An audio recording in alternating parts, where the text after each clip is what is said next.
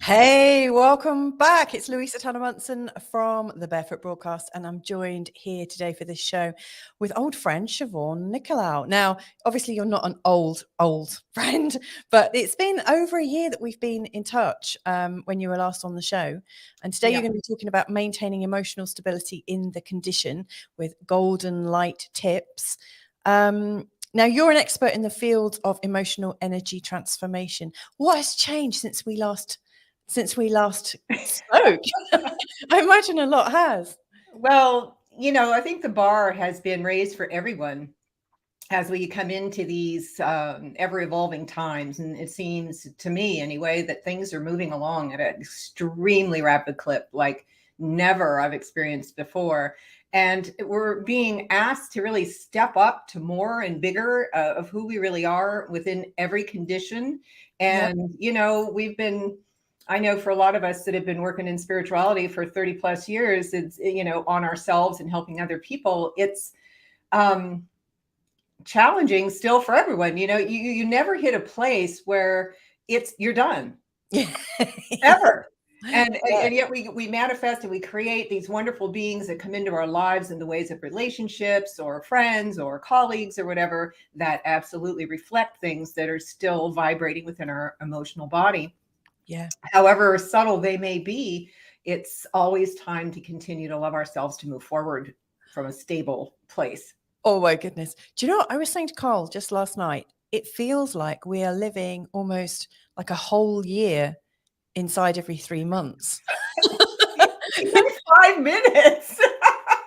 Yeah, I mean, it feels like that, packed and compacted. I mean, is that how you're experiencing? Yeah, I really feel honestly that it really behooves everyone to pay attention to everything right now. I mean, we listen to your astrology reports and things talking about things that are getting ready to shift. And when people don't realize that there's so much more at play than just what's going on in their day to day, they don't really remember to stop and breathe and go back and self-soothe within themselves and ground their energy and remind themselves of who they are. And it's absolutely essential that we do this throughout the day. And so things keep coming and things keep coming. And it's really, we're approaching the time where it's time to step up or step out of the way. And I have a feeling there is going to be a very definitive line drawn within those who are moving ahead, keeping up with the momentum of the changing times. And it's more than that, it's the expanding consciousness.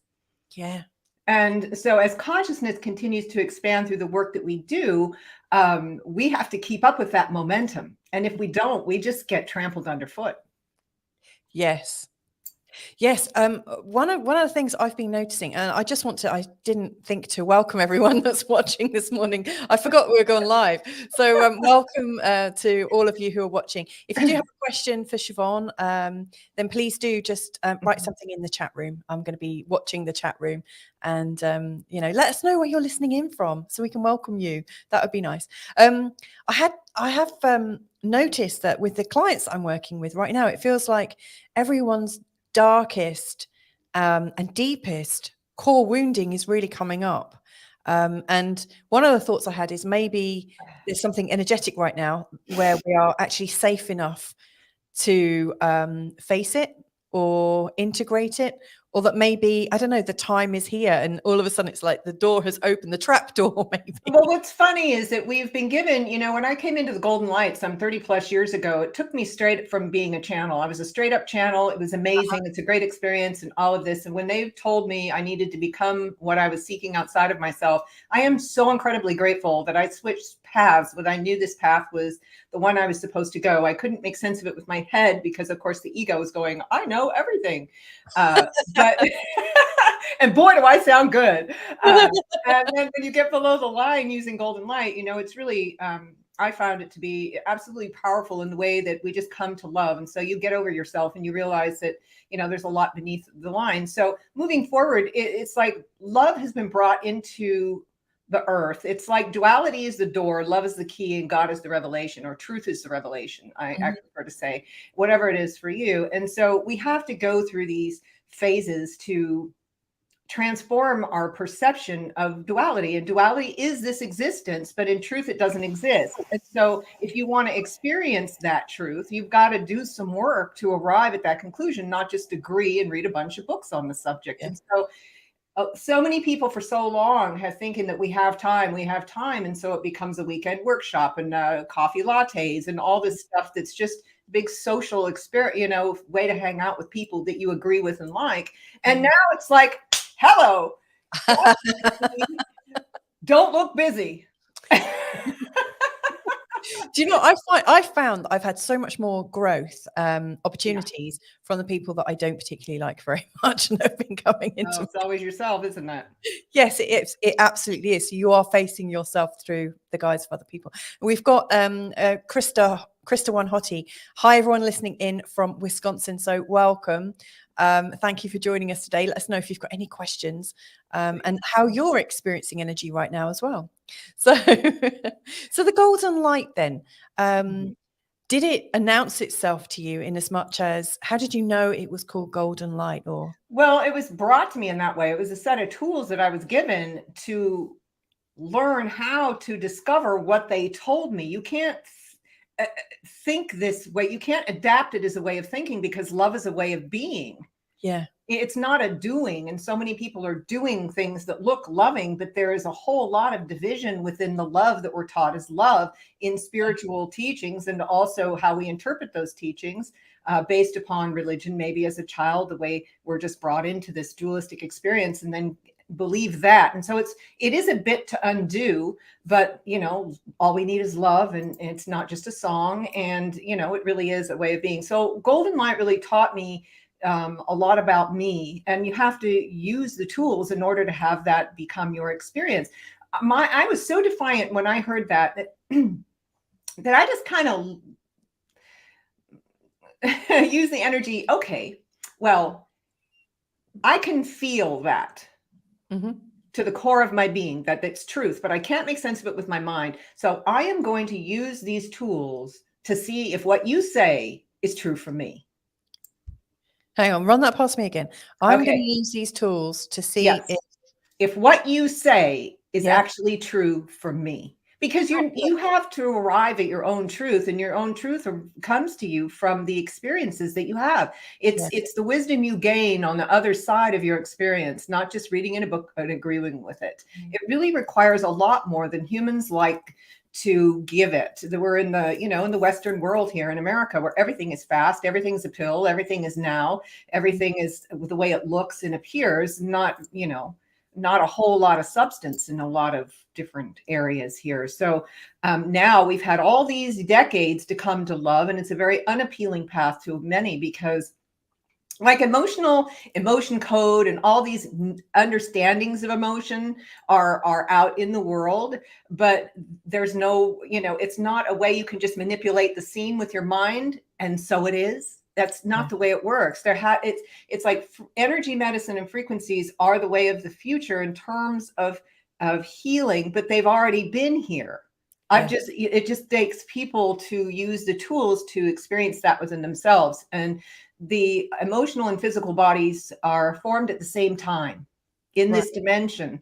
And so from the time you're conceived until you're 8, you're just being bombarded and absorbing the energy that is around you. So it becomes part of the physical experience. And then when you're born, you inhale that higher consciousness at your first breath. And then, everything is reflecting all of this emotion you've absorbed. And so then you believe it over time. As soon as the mental body is able to come into form, it's feeling and believing everything based on its external reality. And so it's just this way we learn as adults that it isn't what happened, it's how you felt about what happened, and to deal with this on a feeling level. And we reiterate this a lot. It's don't think about what you see and don't think about what you feel, because as soon as you think about it, you split off from the experience. And you take everything to the mental body. And so these are subtleties and nuances within this teaching that I've honed for so many years to be able to help others learn those same set of tools The thinking in the mind creates the division. And it's also in your heart, by the way.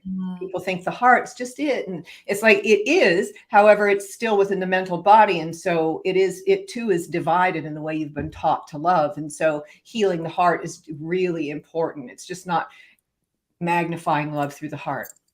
I really like what you just shared there, Siobhan, because I really see that. I mean, I've got 3 small children, as you know. The eldest is now 11, actually, but our youngest is 4. And so I still can really remember just how ethereal they were when they were born, and you can track how earthly they're getting by the moment you really notice that they're separate from you. So, you know, even when you've cut the cord and you're physically separated, because I was always breastfeeding on demand and carrying my children, like pretty much didn't put them down. It took them almost up to a year to realize that we were separate. You know, for a really long time, it was just like I was them, you know, we were just attached. But you start to see where where little children start to think, and that's when all the monkey business starts. And I know if I feel things, I always think to myself, and that is the trick, isn't it? We've been taught to revere thoughts and intelligence more than love. And so I'm always trying to think my way out of emotional situations rather than feel. Correct. We go to the mind for the answer, which is where you're always never going to get it. I mean, you may be able to intellectualize it more, but it's not really expanding consciousness. It's just expanding thought. It's expanding more knowledge for books. You know, there has to be consciousness, and the consciousness has to be within the words in order for them to be effective. And, you know, that's why when people read a book, it resonates with them, but it doesn't go any farther than the resonance. They don't realize that that part of them that is in resonance with that teaching is an indicator that it is within them, and they can work it from that angle. Like, we are not separate from anything. And children, they get to a point where they want to feel themselves as what you say, separate, but actually it's more of a, you know, they're not separate from us, and it's an individuation rather than an individuality. It's this aspect of the whole that we all are, and they just want to nurture that connection to what they feel that is. And so it's an independence within the whole. It's not really a separate way of being. If they don't understand that, though, if they feel separate, then they'll keep removing themselves from you as children. Yeah, you're right. I had an example of that just the other day. You know, that we are all connected, like inextricably connected. My 3 children were playing together, and I was sat at a cafe chatting, and they know to stay together. And all of a sudden, I had this dreadful feeling, looked up and found my 4-year-old had wandered off, and the other 2 had just been doing their own thing. And he was about to cross quite a busy road. And I just like looked up at that moment and just knew. And like a year before, he'd been in a pushchair, and one of them had you know, Dad was nearby, but he was distracted with one of the kids. And all of a sudden, I just got up from my work, walked out of the office because I knew something was about to happen. And my youngest had decided to push him in the pushchair on a hill and didn't put the brake on. I just managed to catch him. So we do have these amazing connections, don't we? Even well, there's a pro tip we can give you working with children in golden light. You know, work with them and teach them how to manage that spirit that is never taught to stay in the form. Like when we take our first breath, that higher consciousness enters the body and anchors itself in our solar plexus. And so if the child is never taught to consciously cooperate with that spirit, the spirit just continues like we happen to us. It just drifts up and out of the body like a child that's never been taught what time to go to bed. It just does its own thing. It has no guidance. And so one thing we're working with now with people is to have them as adults work with cooperatively with their spirit to keep it down below the feet, because that is the source of your confidence, clarity, and stability. And if the children are great because they're so open and they love imagination. And so, if you just get them in touch with that golden bubble and have them work with it consciously, you're creating a pattern that is going to serve them so much when they're older, because they'll know more of who they are and they'll be communicating with that greater part that is the source of everything in their life. And if you can teach that to them now, they'll learn their wholeness. They will just be so thrilled because they love to play with it. And then they'll be able to feel you within that space. And so what I do now is I encourage people, even with their eyes open, it's a way of being. And so it cracks me up, decades ago when we all were meditating and sitting down, going really deep, and then coming up and then disconnecting completely and going on about our day just to sit down and do the same thing at the end of the day. And now what's being asked of us is to be in that way all the time. Yes. And so energy management is just that, working with that golden being of light, which is the love that you are, and learning how to work with it to stay beneath your feet and inhaling it and becoming conscious of it, because that's how you make consciousness conscious. Yes. Otherwise, consciousness, but you don't experience it. And this is how you actually make it part of your reality framework. Thank you for that. I must just welcome Penny Albertella, who is a beautiful jeweler, but is also a hypnotherapist. And I know her very well. Energies are pretty challenging right now. And she's added, in terms of, the intellect or the idea of thinking, very interesting to look at the brainwaves of children from birth. First 2 years in their brainwaves are in the lowest brainwave cycle. 2 to 6 years, they're in theta. 5 to 8, they're in alpha. And 8 to 12 plus in beta. So, the brainwave pattern that we tend to adopt and maintain in our mind-body system, I guess, is getting more thoughtful or getting more thinking and busy in the heads as we're getting older. And as you get older, yes, but you're literally a sponge until the brain is sufficiently developed to discern what's happening. And that doesn't happen until about 8 years old. Yeah. And so, and it depends. Some kids are way more sensitive. And, all of this knowledge about how things work and the brain and everything, I got to ask one question. How does that serve? Yeah. All this knowledge doesn't serve unless there is a way, all we're really here to do is to come in to know ourselves, experience ourselves, and be ourselves as the energy we actually are. And now science is proving what we've known for decades.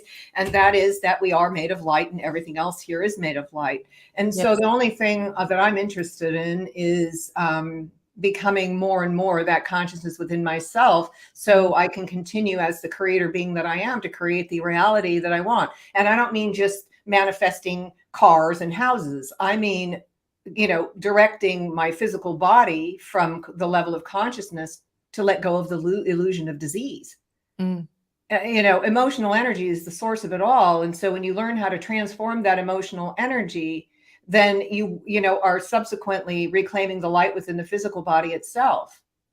And so, it's been the sole thing I've done for many, many years to arrive at the place that I am today. And I'm happy, I'm working on my second book. It's all about the science and the metaphysics of it all, breaking it down for people in ways that, are palatable and able to, digest and integrate into their experience. So that's really fun.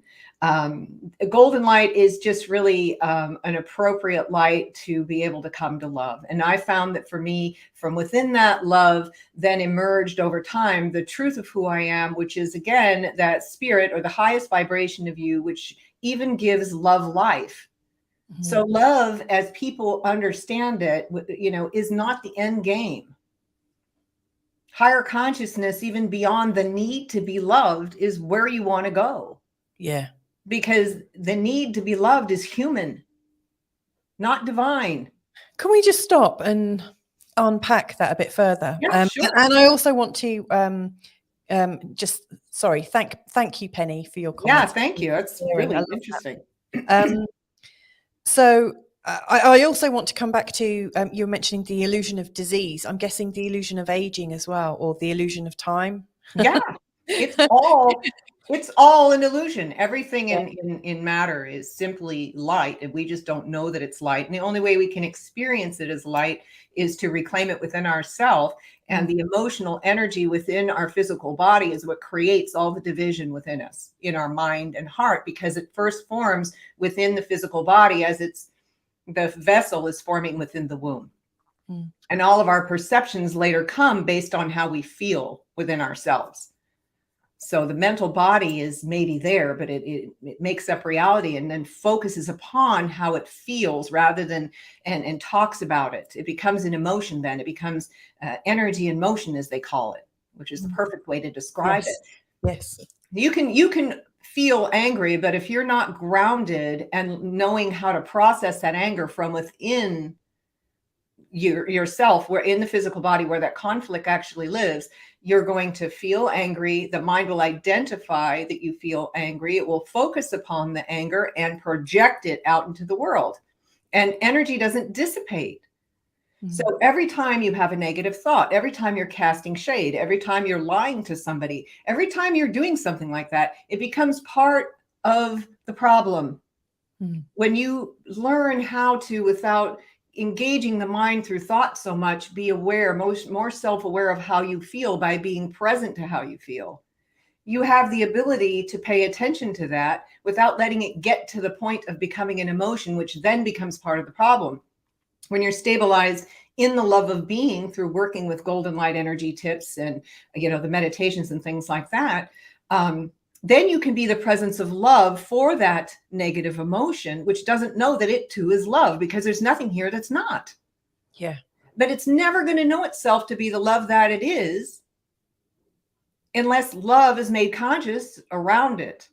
And some of these things take longer because they are more resistant to becoming that love, or even wanting to know that they're love. This is in the deep levels of unworthiness and self-loathing and those deeper issues where all quote demons originate. I mean, everything is, the fascination with spirituality is just way out of hand, because there's not even, we talk about past lives, and what that is it's actually emotional energy you left here on the planet that you're just catching up with this life, and they call it karma.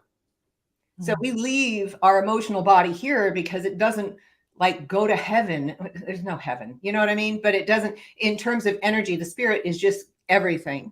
And then there's the soul that we leave here, and the physical body that decays. And that is the normal human experience, because nobody's reclaiming the emotional energy to have any other experience otherwise. So past lives, ghosts, no such thing as ghosts. It's emotional energy that is left here. And if we all take responsibility for how we feel and transform that, then we reclaim all those past lives that we find so fascinating. Yeah. It's all about the cleanup of the aura around the planet, which is making her go crazy, because we're putting it in her and taking it out of her and deforesting and raping and everything else to this living entity without any consideration. And so how we treat ourselves is how we treat everything else, and how we love ourselves is how we're able to love everything else. And I'll tell you, some things will give you a bigger challenge than others. Yeah. Can you come to love? Well, here we go. Gee, thought I had that mastered, I want to go to that. I loved what you just shared there. And yeah, I'm sure Mother Earth, or planet Earth, or however you want to regard her, I'm sure she's itching, like she's got an infestation right now with us all. You were talking about that we want to be loved, we want to feel loved. That's a human condition, but we want to get beyond that to not actually need to even feel loved. Is that right? Yes, because we become love itself. And in that you're self-contained, self with a capital S, you're self-contained, you are self-sufficient. You realize that the source of that love is the source of your prosperity. It's the source of your everything. And people will agree with that. There's a lot of source talk out there, but what we emphasize is the experience of that you can actually make, part of the framework of your reality. Yeah. Knowing it is okay if that's where you want to hang out. But boy, I tell you, as the earth continues to change, I mean, I know as an extreme empath and medium, or whatever you want to call it, as a kid, I was born that way. In my harsh environment growing up, I did not know how to process all the negativity that was streaming through me. And even today, I have some experiences of streaming, people's negativity. I'll just really lie there and just I have to shift it as it's streaming through me, and it can be quite overwhelming. And it reminds me of when I was a kid. But what my body would do as a child, what it would shake it off through disease. I didn't know how to process all the negativity, and so my body would have a physical reaction.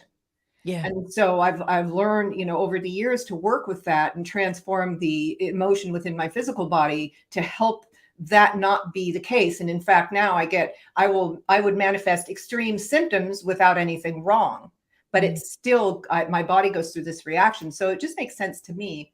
Mother Earth is going through the same thing. She can't handle what's happening to her, the consciousness of humanity that wants to stay in the world of duality, which is the problem. So she's got to shake, rattle, and roll here. And I thought what was funny is that I've known intuitively, because I don't really follow anybody's anything. I don't read other people's books, but it was hysterical how you dropped into my awareness, because I'm like, there is a big change coming. And of course, the change needs to be in us. Okay. It's not, everybody waits for the outside change to make changes. And it's like, no, it begins here. I'm like, something's going to happen in March. I could just feel this big shift, and I never know what it is because I'm not thinking about it. And then you pop up and you're talking to somebody about, March and, the dates and everything. And I just thought it's so funny how they line up with different things that are going on right now within my own life and others. So, yeah, being love puts you beyond the need to be loved by others. And that puts you in a position to show others how to be the love that they are.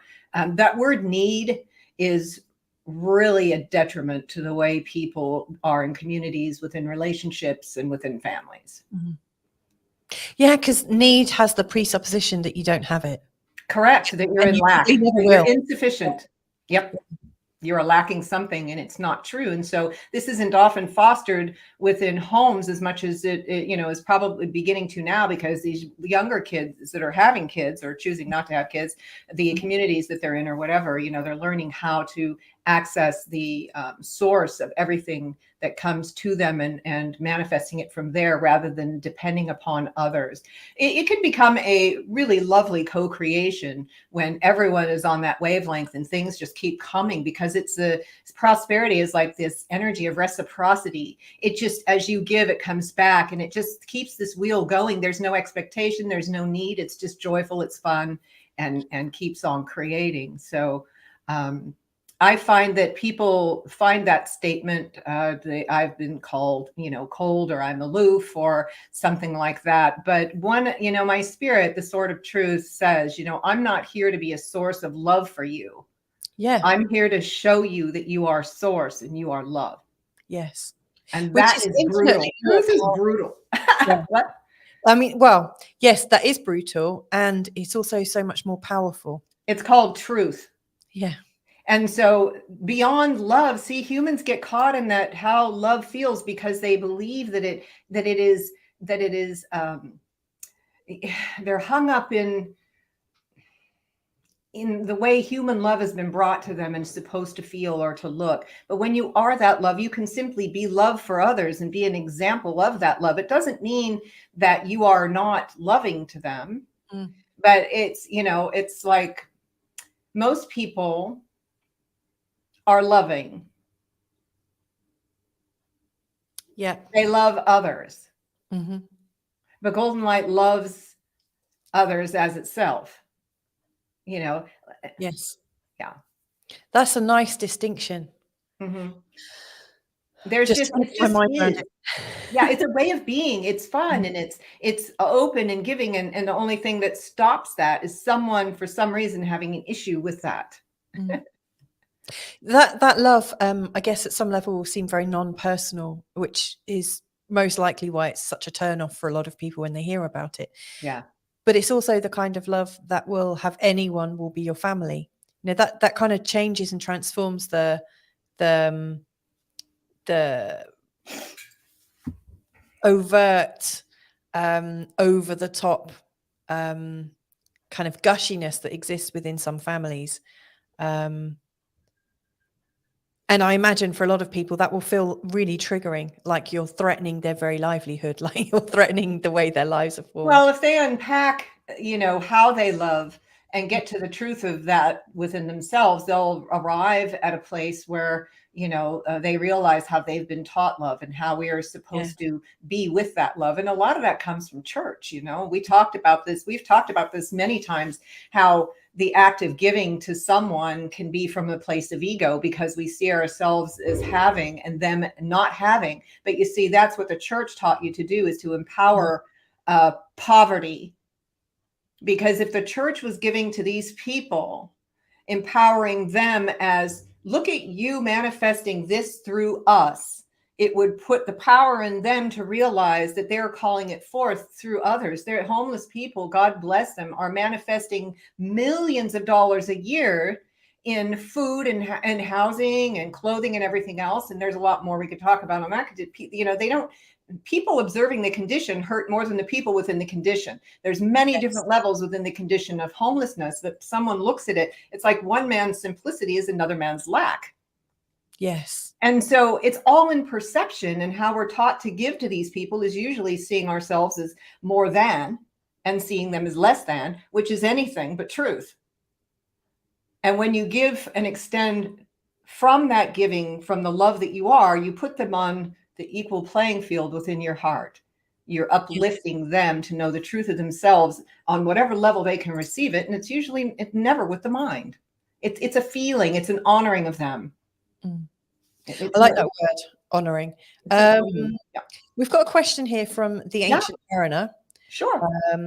Now, I have to say, there's a word there I just don't even know. I've never even heard of that. Is love a uniquely endogenous construct? Okay, are you going to look that up? Ancient Mariner, can you give me a translation, please? I do not know that word, endogenous. I don't either. Hold on. Either. Is he coming up with it? I can't see him doing any writing. If you could write, that'd be lovely, Ancient Mariner. I've never heard that. It's interesting what we were talking about, because one of the things that I've been sort of really practicing myself over these last 6 months is really experiencing people pleasing and recognizing there's a presupposition with people pleasing from my perspective, and that is that at some level I've set up a program in myself whereby I just don't feel good enough, and so I'm people pleasing to change the way people might perceive me. And and I obviously did it quite innocently as a child. It was a strategy that worked for me. Sure. Help me feel safe, but it's a manipulation. And the truth of it is that people pleasing is manipulating others at some level. Well, and of course, you're aware of it and working it that way, sure. And that could really upset a lot of people. I was talking about it with Carl, and Carl said, "Yeah, that's it's a strategy to have people think about you in a certain way, or to try and control how others perceive you." By being extra nice. And at first, this mad rage and defense came up. And actually, I've been sitting with it for quite a while. And so when you're a child and this is just an energy exchange, there's no real thought that makes it a manipulation. When you become aware of that's what's happening and you choose to perpetuate that pattern, then it becomes manipulative. So children aren't really as manipulative. They don't know what they are doing. Okay, so I looked up the definition. Hold on. Ancient Mariner. That is a great question, Ancient Mariner. I mean, really. Okay, so it's having an internal cause or origin. Okay, and he's also he's actually having an internal cause or origin. He's also rephrased the question: can love be observed or experienced objectively? Thank you, Ancient Mariner. Okay, so it does have a cause. The cause is to become the truth of who you are. You get to truth by transforming duality, because that's within the love that you are lies the truth of who you are. Okay, so when we think of subjective, it's how we experience it more internally, and how we experience objectively would be through the actions of someone else. I believe that's what you're asking. I'm not clear because this is, it's not our way of formulating a question. So I don't really understand what you're asking. Objectively means outside of the self to me, and subjectively means within the self. Yeah. If you have someone that you are observing, how are you observing? Because observation usually comes with the mind studying. I have experienced love within others, but it's not lasting, and unless they're coming to love consciously and all the time. So it can be observed, but we want to caution you that the observation would be from the perspective of love in order to be non-dualistic in nature. Because in this work that we do to show people how to transform negative emotion within the body, we use the mind as a placeholder.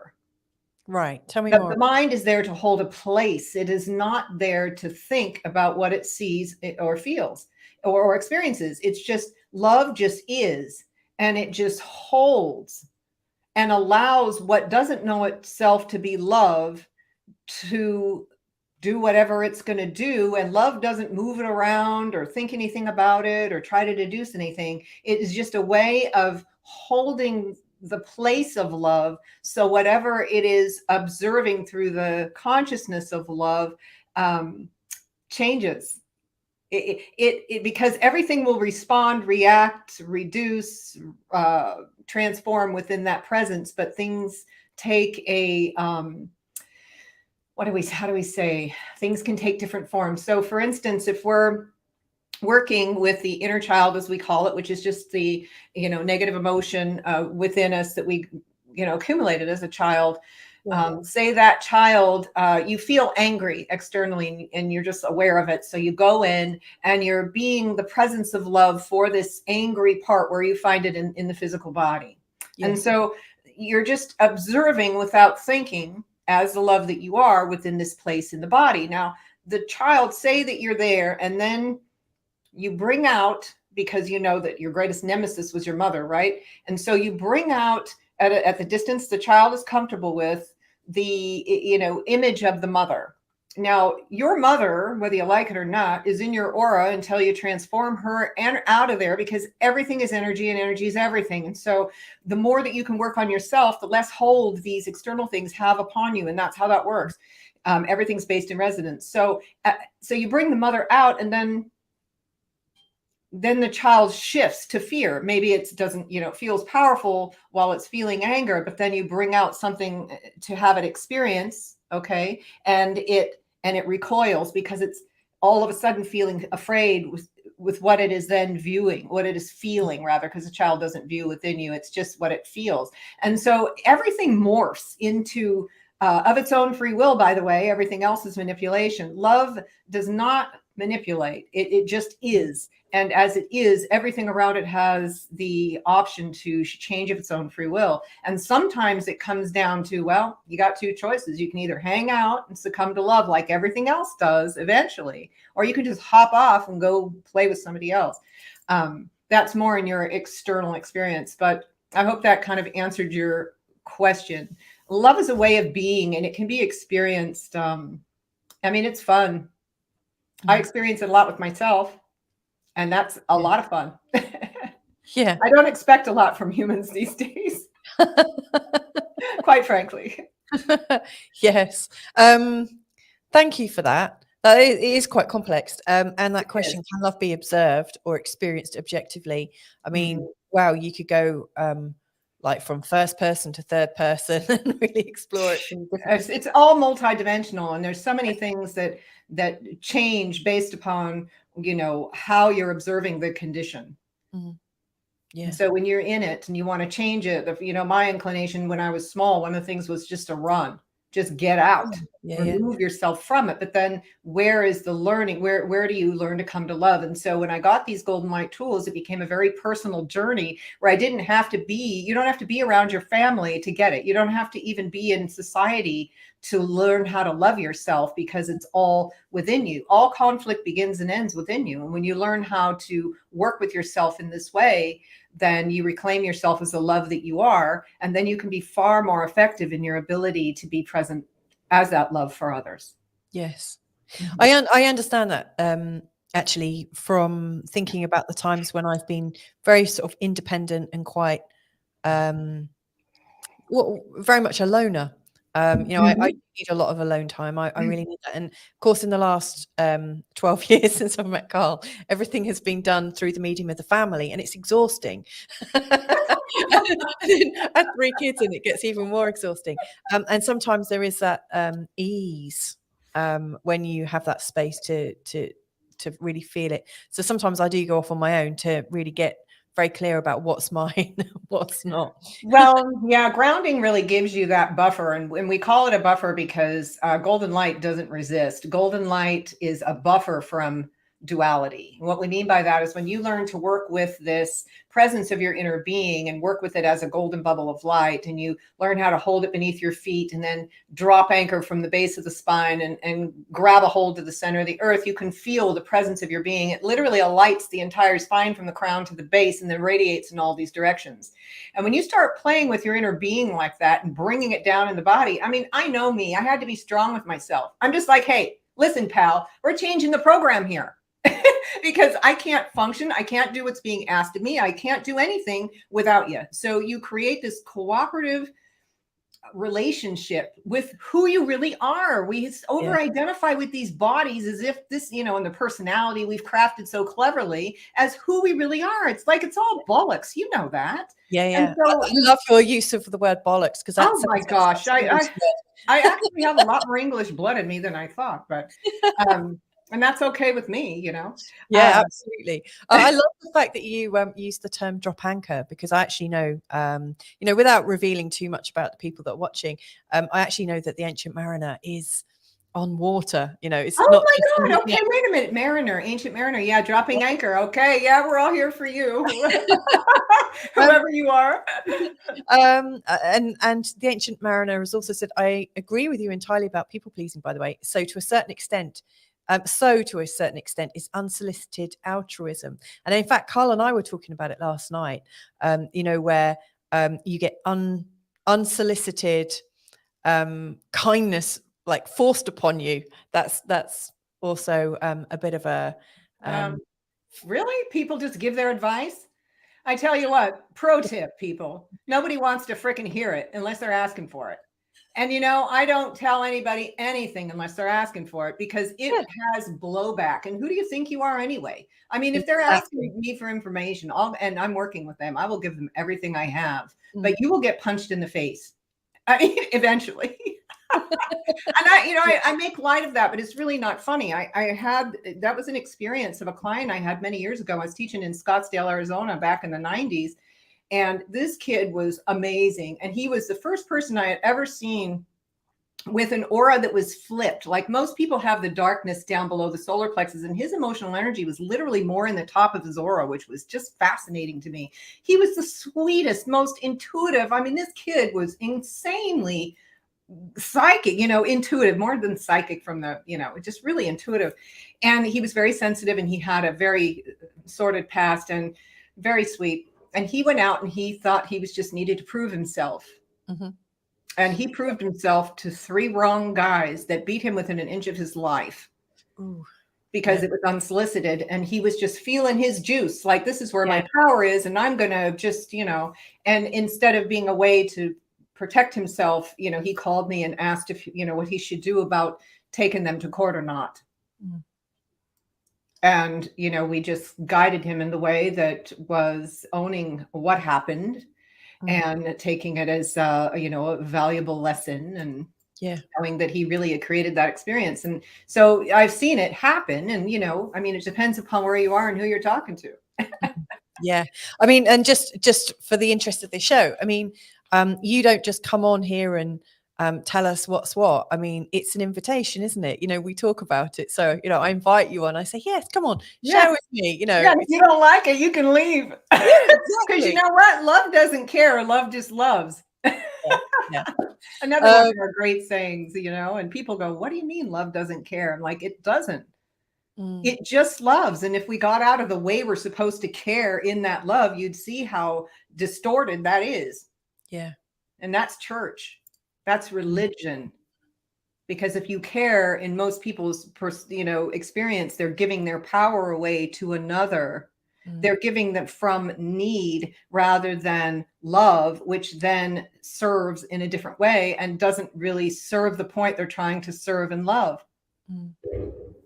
Yeah, I really feel that as true. I do want to just clear something else up, because for those people that have not heard you before, who are unfamiliar with you, they might be a bit surprised. You talk in terms of we. You often say, we do this and we do that. And you're talking about you and my spirit. Yeah. And so we became we when I arrived at this consciousness of the sword of truth within the love that I manifested within the whole of who I am. Everything is an aspect of you. And when I asked that question to them, they said, you are one of us who is the whole of you. Yeah. That's what they told me. And so, you know, it was a progression. It wasn't something that I thought, well, that sounds great. It's really when you get connected to, you know, the wholeness within you that emerges, you know, with the truth of you. Truth is beyond the love of you. It's a different brand of love within you. And then it is a consciousness. It's more God consciousness than Christ consciousness. And Christ consciousness is more of the love. It is the golden light that really is required for humanity to come out of the illusion of duality and into the truth of who they are. And so God consciousness really whacked me upside the everything. I love it when they do that. In 2013, it was this whole big shift. And we're headed for a whole nother big shift now. And it's going to be happening this year, whether it's our earth shifts, which are going to happen. But I mean, you know, other things that are going to be more aligned with, again, this truth of who we are. We've had all these decades to come to love, and everybody just kicks it aside and all this other stuff. But you know, when that line is drawn, if you will, it's not going to be a line that divides in the way that you think. People say, well, you know, it's the line that you have chosen to draw for yourself. You know, I think I'm happier hanging out over here, and there's no wrong way or wrong side or better side than the other. It's just a choice in the way you're moving forward. And so consciousness has everything to do with now. And I think when some changes happen, when the veil drops for a lot of people, it's going to be so shocking that they're going to just choose to maybe leave the planet. Because they haven't been up to speed with the way consciousness is expanding. Yeah. I mean, the time is now more than ever. I mean, I've been cultured and doing this work for more than 34 years to arrive at the place I am now, to really be able to effectively help people who are right there and need that boost. Yeah. You know, I work with people on a mentorship basis, and it's really powerful and it's really great. And we help get you up to speed using the tools that we do and the way that we work with you, which is always an individual basis. One of the cool things that came into my reality recently is that I was contacted, if you will. I was reached out to by an immortal Siddha, Mahananda Siddha from India, which is a master over there of just being a happy Siddha. Well, they have these things over there called Siddha energetic medicines, and we don't use that term here because they're, you know, we don't we don't talk about healing at all, because really they're not a medicine. So they're energetic oils is what I call them. But anyway, he was encouraging me, with the blessing of the Siddhas, who have all these things over in India, to create a line of these golden light oils to help people. They're like support oils. And we have golden light master oils. We have golden gods, the oils, the frequencies of the golden gods. So all of these different oils are available, and they're all these different frequencies, and they're there for wherever you are on your path. And so some of the clients I work with, we have mother to love or abuse to love. We have siblings to love, mind to light, mind to love, emotions to light, emotions to love, all these different oils that are, help you move through the deeper work that you're doing within the whole of your being. And they're going to go live here pretty soon, but not quite yet. But if anybody would like to, chit chat about them or get some more information about them, you can always email me at sovereignmastery@gmail.com, and we'd be happy to, explain more of what they're about. So we have all kinds of them, and they're really, really potent frequencies to help you through whatever level you're working on right now. So we're gathering testimonials. Excellent. Well, we're coming to a time where we need to wrap up. Now, I know you've been really busy over this last year, and you've already got one book under your belt, and you're writing your second book at the moment. Do you want to tell us a little bit about both? Okay, so the first book that I wrote is my awakening process, which began in 1989, and it's called The Absence of Evil, Love's Reclamation of the Soul. And so it goes through my whole awakening, a little bit about my childhood, which I almost left completely out because the story of the past isn't what's important. It's how you felt about the past. And that's the distinction we make when we help people overcome their emotional energy, because the mind wants to get into and remember. And if you can remember, we'll transform it, but it's not about that. So anyway, it's from my awakening to what is it? In 2015, right before I left Boston the first time. So this was, Spirit had put me on this track of, ever since the door opened to the light in me, it's just been hammered down. And the last 30 years, even more so. The last 30 years have been really something, if you've been paying attention at all. So yay. And so it really shows how I came to the golden light, the processes of how every reflection in my reality, I simply did the work to transform rather than talked about it with a zillion people. I'm not a group kind of person. I don't la la la la.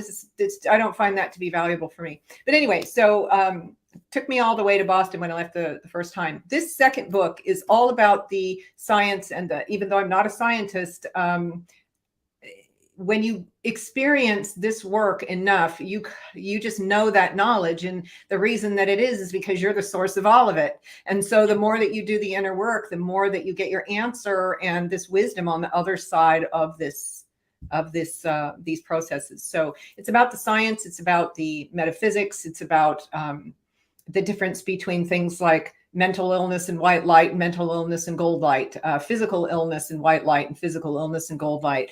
White light is what you arrive at through the process of learning how to love, because white light is source energy, which is the source of all life. Mm-hmm.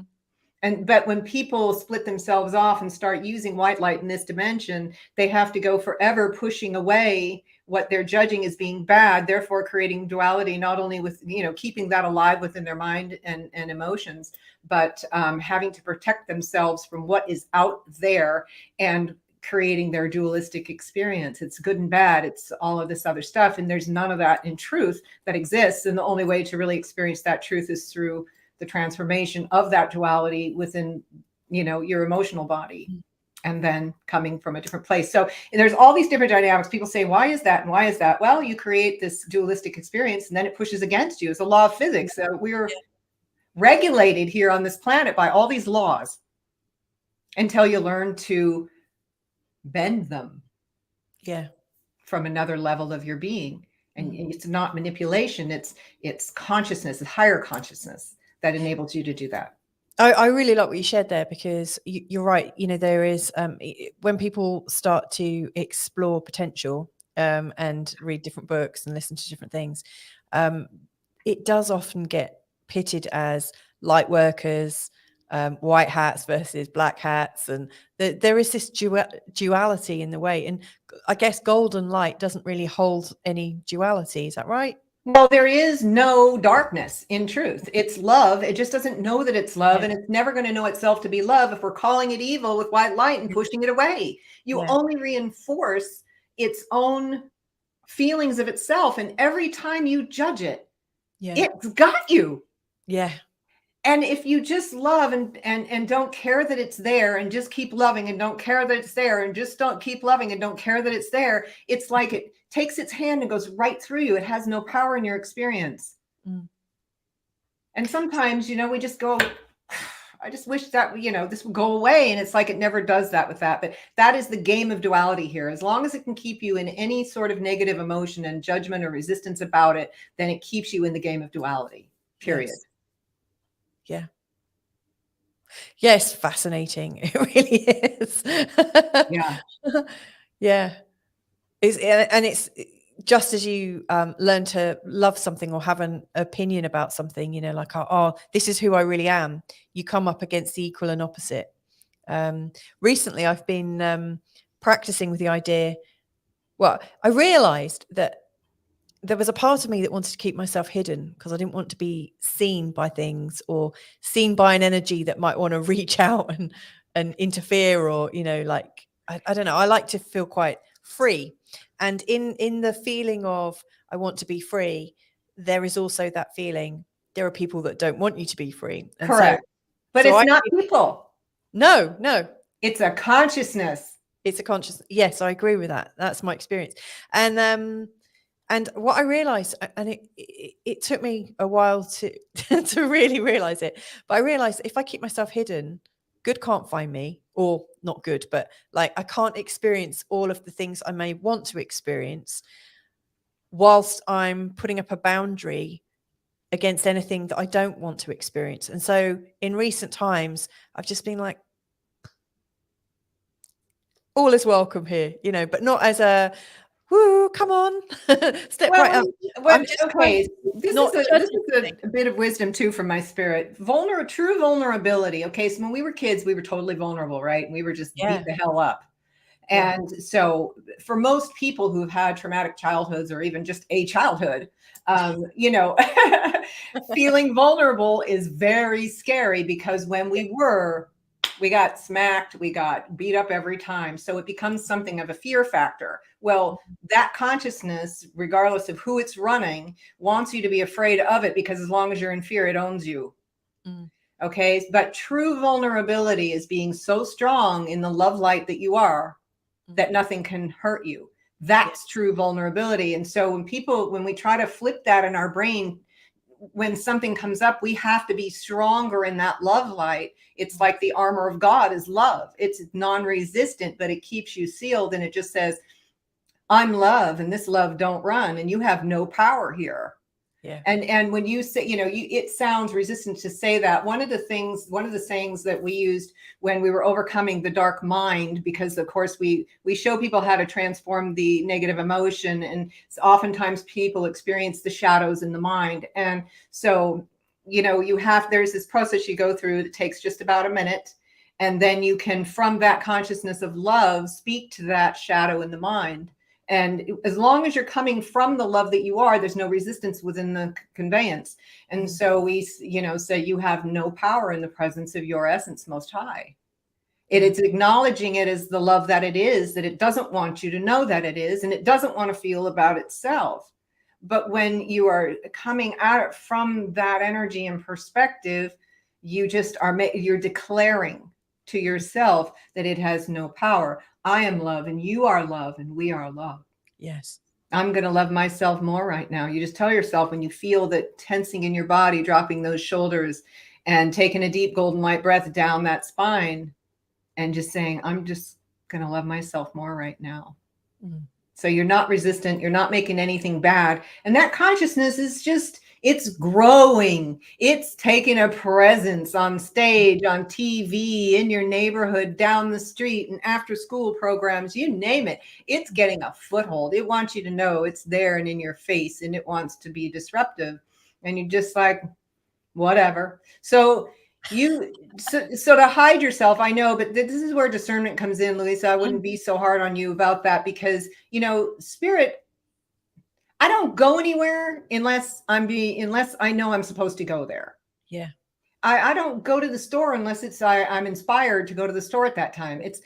there are days where I don't do anything but create, and people might say it's just staying away, but it's like, I don't hang out with people. I don't sit in groups and converse. I think to me, that's a huge waste of time for me, because I'd rather be writing or something else.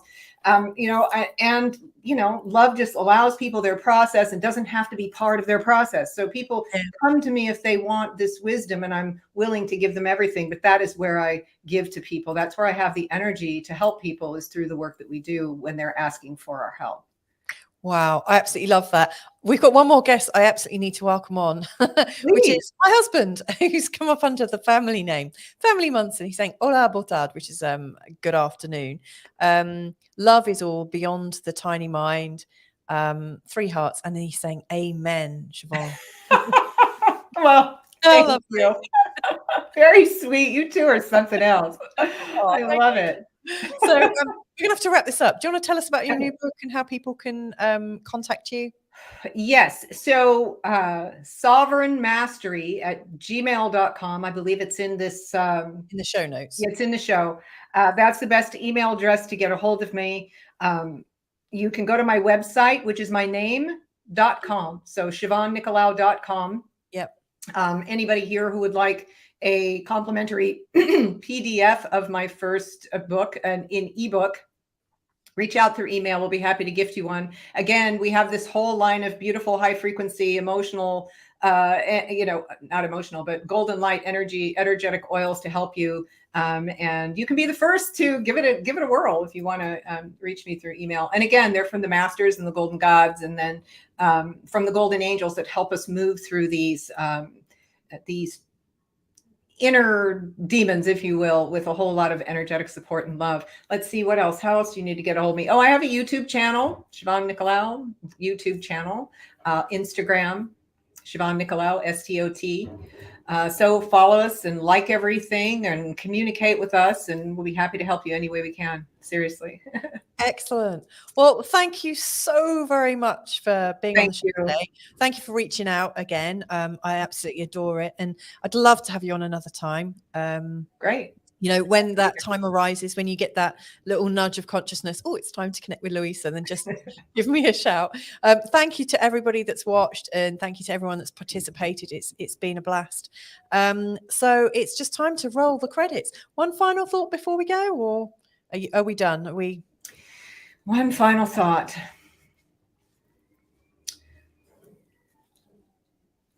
Well, I should have been prepared for this. The first thing that comes to mind is there's no place like home. Don't ask me why. Okay, that's a good one. There's no place like home.